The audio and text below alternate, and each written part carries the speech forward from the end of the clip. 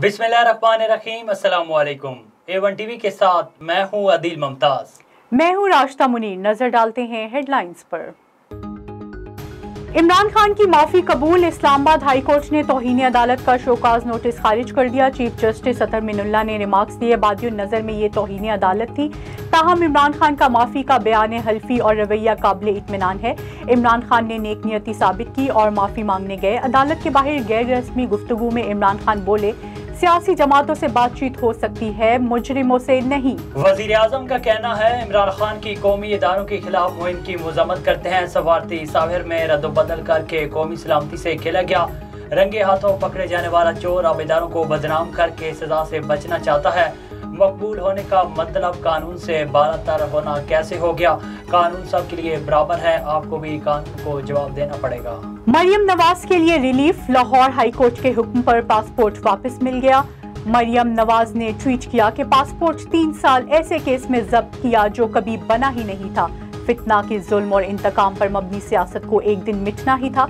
PTI रहनुमा फवाद चौधरी ने लिखा, पासपोर्ट मिल गया, अब अगली प्रेस कॉन्फ्रेंस लंदन में होगी। कहा जाएगा हमारी लंदन में तो क्या पाकिस्तान में भी कोई जायदाद नहीं। आजाद कश्मीर और कानून साज असम्बली में हंगामा आराई। हुकूमती और अपोजिशन अरकान गुत्थम गुत्था। इमरान खान को पैसे देने के इल्जाम पर हुकूमती अरकान ने एहतजाज किया।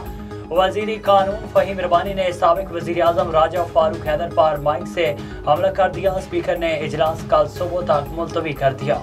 हेडलाइंस आपने जानी। आपको बताते चलें कि इस्लामाबाद में किसानों का धरना छठे रोज भी जारी। मुजाहिरीन और हुकूमत के दरमियान डेडलॉक बरकरार। धरने के शुरका के मुतालबात पूरे ना होने पर डी चौक जाने की धमकी। इसी हवाले से मजीद जानते हैं वहां पर मौजूद हमारे रिपोर्टर रिफत न्याज से। जी रिफत, आगाह कीजिएगा। मौजूद हैं चेयरमैन किसान इत्तेहाद के खालिद बाट साहब। इनसे मजीद जानते हैं कि इनका मजीद लाया अमल क्या होगा। आज जो इनके मुज़ाकरात होने जा रहे हैं हुकूमत के साथ, अगर फिर भी उनके मुतालबात नहीं माने जाते तो फिर इनका आगे वाला क्या लाया अमल होगा? जी बहुत शुक्रिया। इंशाअल्लाह अल्लाह के हुक्म से जिस तरह मेरे किसान बैठे हुए हैं और पीछे से किसान काफ़िलों के रैलियों की सूरत में मेरे पास पहुंच रहे हैं, तो गवर्नमेंट मुझे चेक कर रही थी कि 1-2 दिन इनसे बात नहीं करेंगे, किसान थक जाएगा, वापस चला जाएगा। लेकिन मेरा किसान बिल्कुल जैसे जैसे वक्त गुजरता जा रहा है वो मज़ीद ताकतवर होता जा रहा है।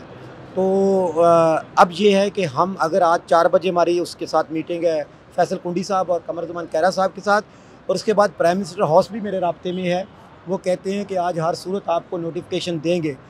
तो क्योंकि आज पहली दफ़ा जो हमारी कैबिनेट कमेटी थी उसकी आज मीटिंग थी, और उसमें जो कमेटी बनी थी जिसमें 4 से 5 मिनिस्ट्री है, पावर है, फूड है, फिनांस है और एक मिनिस्ट्री और है, ये चारों ने आज बैठ के फैसला करना था कि किसानों को क्या रिलीफ दिया जाए। तो वो कमेटी मीटिंग शुरू हुई थी, हमें बुलाया था, कल नाम मांगे थे।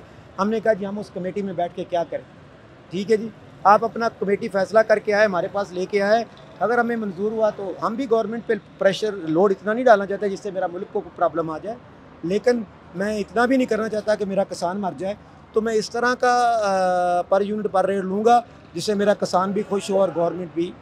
जी, आपने चेयरमैन किसान इत्तेहाद खालिद बाट साहब की गुफ्तगू सुनी और उनका यही कहना है कि हम अगर आज के मुज़ाकरात में हुकूमत हमारे मुतालबात नहीं मानती तो हम बाकायदा तौर पर ऐलान करेंगे डी चौक की तरफ का, और हम जाकर वहाँ पर डी चौक में एहतजाज करेंगे। जी A1 टीवी से फिलवक्त इतना ही। मज़ीद खबर और अपडेट्स के लिए देखते रहिए A1 टीवी। A1 टीवी, सब पे नजर, अंदर की खबर।